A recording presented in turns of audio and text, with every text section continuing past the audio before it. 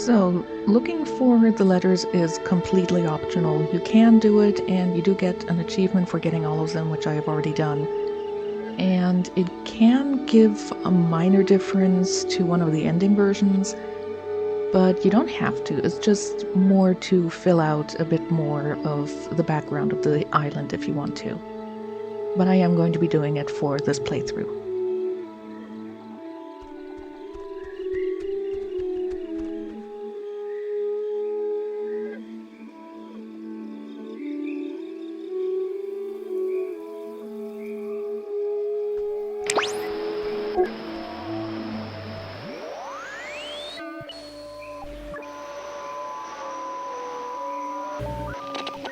Turn on the Lima, India, Golf, Hotel, Tango.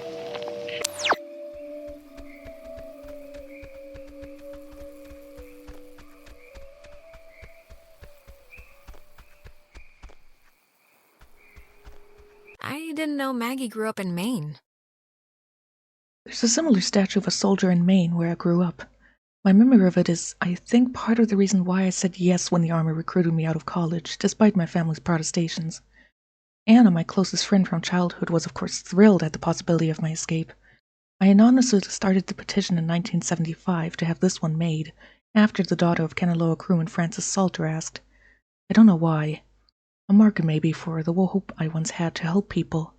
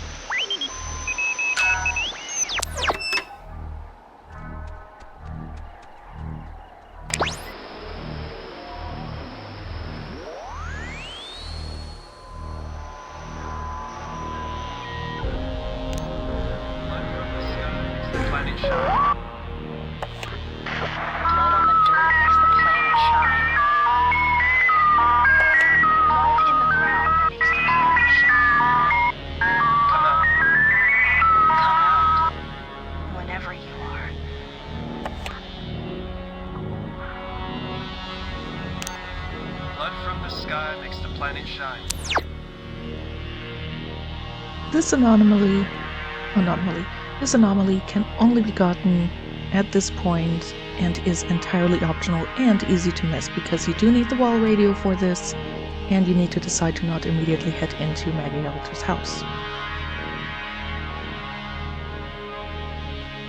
That does seem to mean that I am still missing one anomaly, which is bothering me because I can't remember where I might be missing one.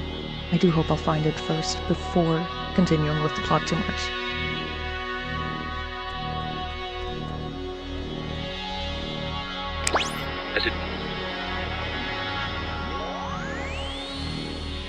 At the top of the hill, in the Charlie, Oscar, Lima, Oscar, Romeo, Echo, Delta, field.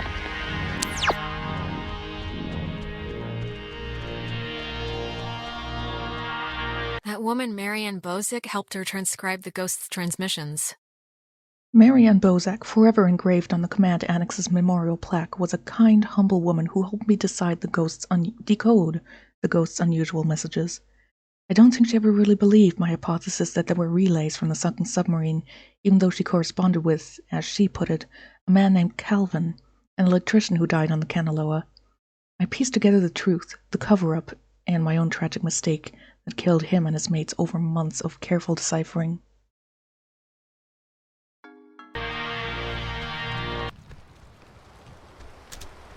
Huh. Guess we're not going in there again. Whatever happened must have caved in the opening.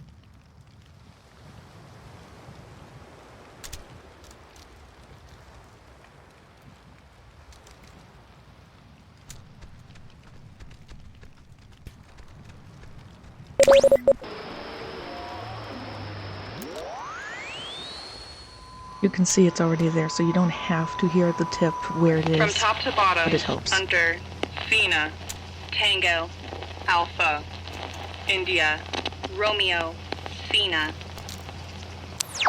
Yes, she uses the NATO alphabet. Yes, she says Cena instead of Sierra. Not sure why. Oh, Maggie says she hopes the notes are found by the correct person. Well, I guess that'll have to be us. To whoever is finding these notes, understand my hope is that by enshrouding this intelligence in such an obtuse manner, its detection will discourage most innocent seekers, thereby allowing it to befall the correct person, and not the easily distracted military mind, nor the typically bewildered excursionist. Do not blame the submarine's crew. I don't believe its passengers, like Henry Griffin, can even understand what has truly happened to them. And you do not have to forgive me for my myriad failures. But please remember the name, Anna Shea. Know that she did not deserve her fate.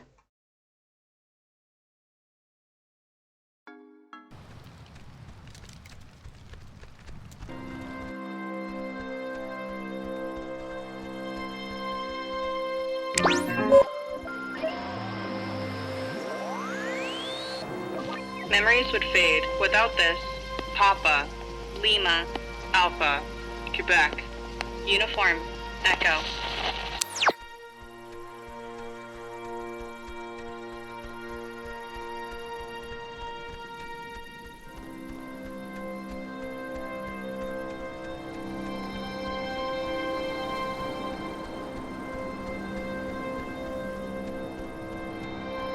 Oh, she was working at the tower the morning they sank.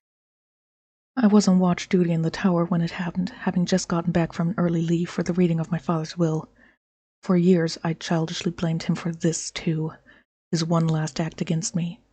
But it was nobody's fault or decision but my own.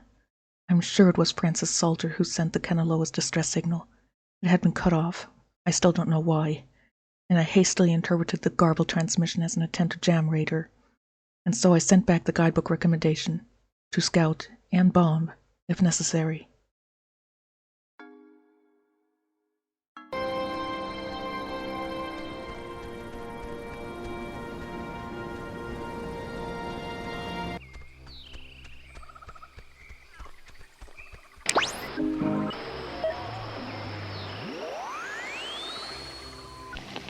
A fallen Tango, Romeo, Echo, Echo, now called something else.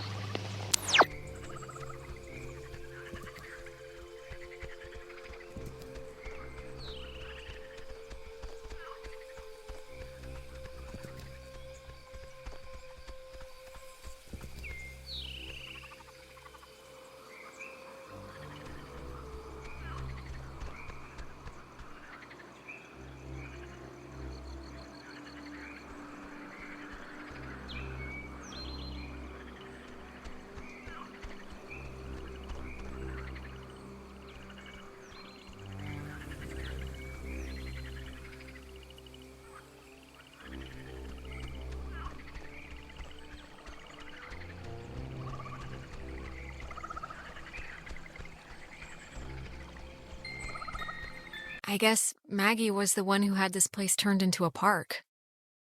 After the fort closed, I used the considerable resources from my father's endowment to buy up most of the land, or influence government officials to declare that which I could not buy protected. I have not been entirely successful and have watched in horror as a small tourist entity has precariously sprung upon this cursed island. Even the family of one of the sailors who died, Calvin Gilbert, set up a restaurant to cater to inquisitive out-of-towners. I can promise this, though. The museum will never happen, and the beach and caves will be boarded up.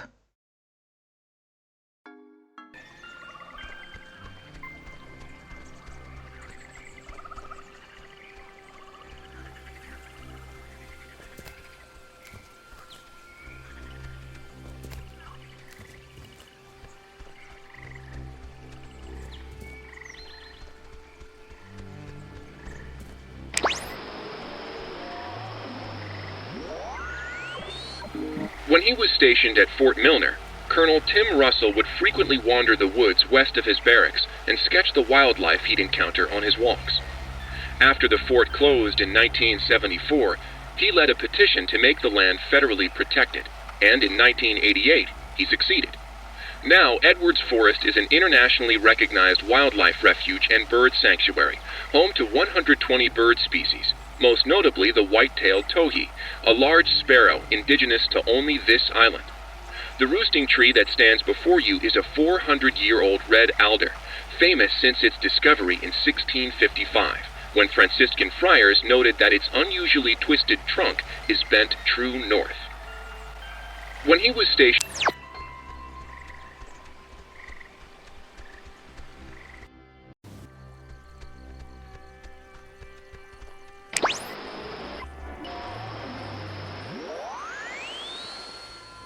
People lose their names and give them to Golf, Romeo, Alpha, Victor, Echo, Cena.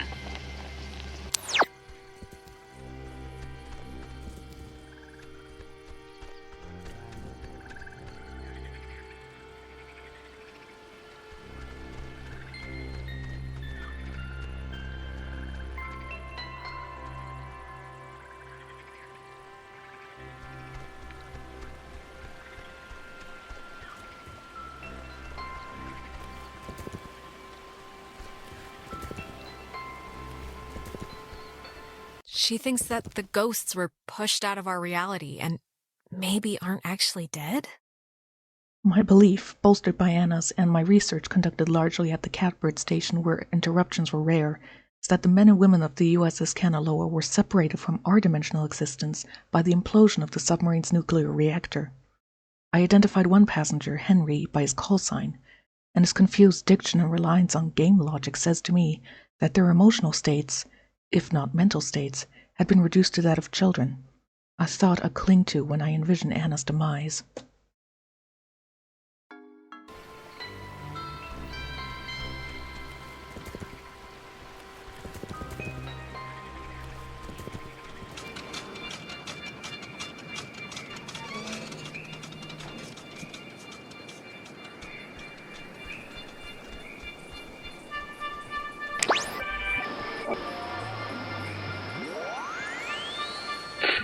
One-stop for view at the cliffs.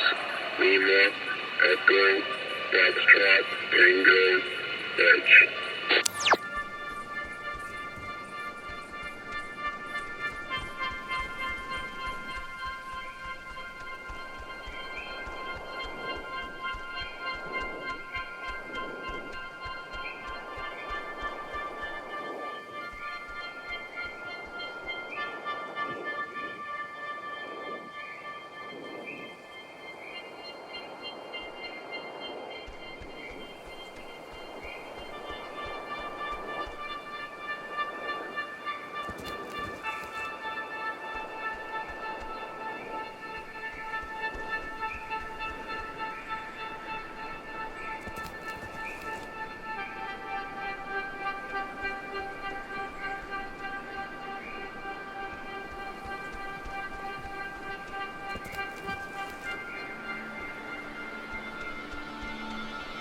Oh, Maggie thought that the way the ghosts can talk to us and vice versa is waves. Anna and I frequently conducted tests at what was once the East Barracks here during the brutal winter of '51. Waves of any kind, nuclear, radio, electromagnetic, seemed able to pass through all existences under certain circumstances, which explained our ability to get communiques sent from them. This might also justify the frequency of hearing one of the Kanaloa's electrician's call sign, Calvin Gilbert, come echoing through the relays. On April 4th, 1952, we would attempt to reverse the manifest breakdown and bring the soldiers back.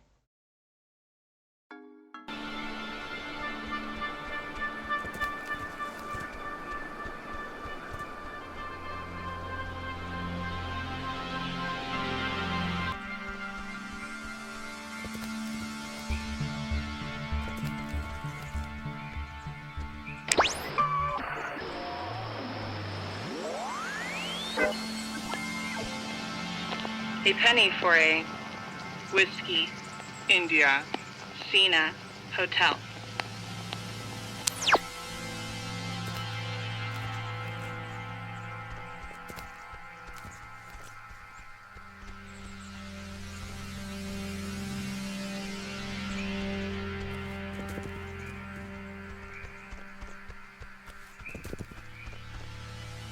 They, Maggie and Anna tried to bring the soldiers back in the cave? After stealing equipment from this relay station, Anna and I entered the cave just before dawn to try and communicate directly with the crew of the USS Kanaloa. We successfully tuned into the source of the temporal tear and spoke, albeit briefly, to Henry Griffin, an SOC sergeant who died on the sub, but the power overwhelmed my dear Anna, and she was absorbed into its ridge. All that remains there now is the flickering hue of a partially open gate, a window to a perpendicular space that seems to have augmented the submarine's call. It actually says sub-arene in there, but we'll pretend it's not. But of all my regrets, perhaps the deepest is knowing Anna's last vision was of me, fleeing from her in terror.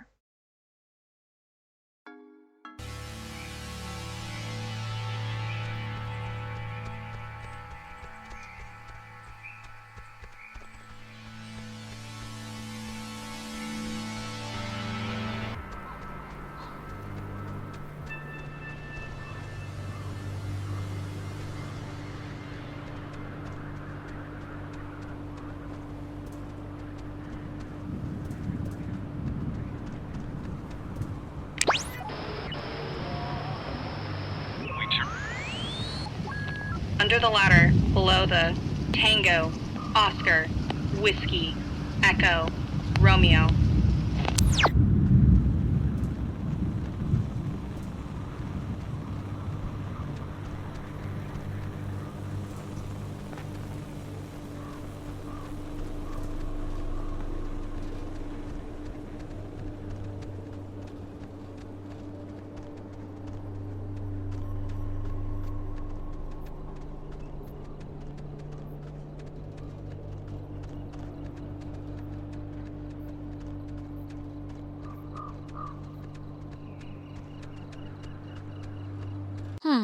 The communication school here taught them how to make codes.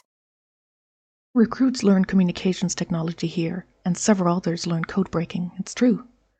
But due to my aptitude in math and mechanical engineering, I was assigned code making, specifically ciphers with which to conceal projects from even other government agencies. It was a job I grew increasingly uncomfortable with, but my keen interest in radio science had me pulling double duty as a comms officer. I remember one of the Kanaloa's engineers, Francis, calling me a radio woman. As far as he knew, it was my only job.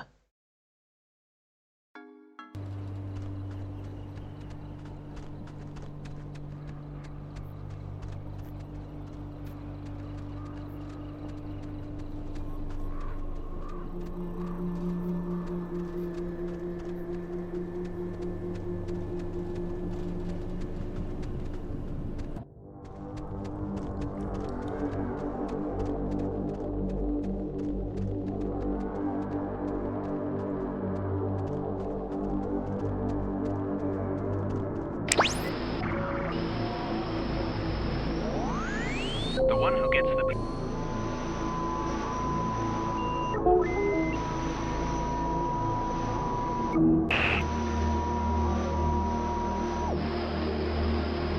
The one who gets...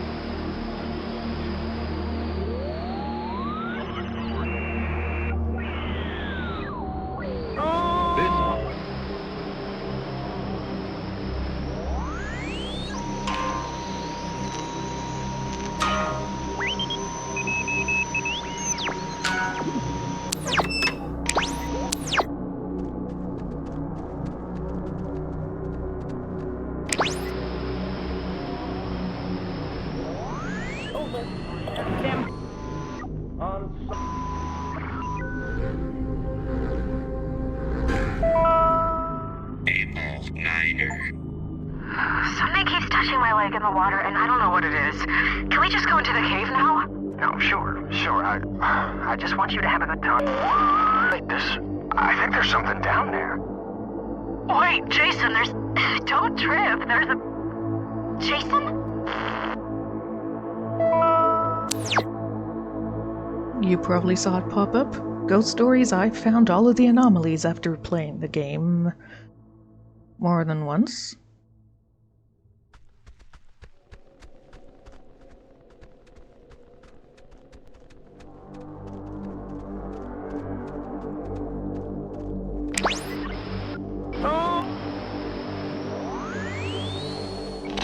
Time for Fina, Lima, Echo, Echo, Papa. In the middle of things. It says that the base first found the ghost's messages here. The first transmissions from the lost soldiers were recorded here by a signal officer training new recruits. I heard about it soon after. Yes, word of the childlike, almost playful messages spread quickly, but the broadcasts were usually dismissed as an ongoing prank, faulty equipment, or AM stations bouncing off the Midland. However, after I successfully decoded one as a mayday from Calvin Gilbert, an electrician who perished on the USS Kanaloa, I knew it had to be something more.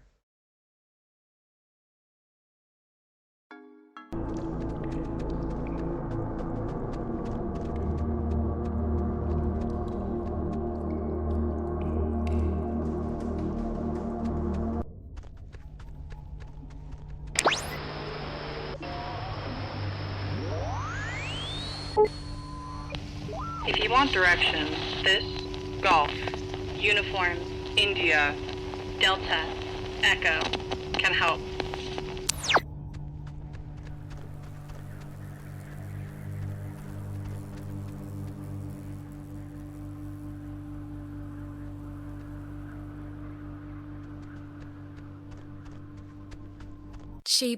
Maggie brought her friend Anna here to help, I guess. When people in the comms department began transferring off, I was able to convince my higher-ups, including, coincidentally, one eventual Army passenger on board the Kanaloa, Henry Griffin, to bring Anna on board as a replacement. Anna had been working in broadcasting, so it made enough sense to the upper ranks. Incidentally, when I dream, it is usually during this time period amidst the change, and I'm trying to prevent Anna from ever coming.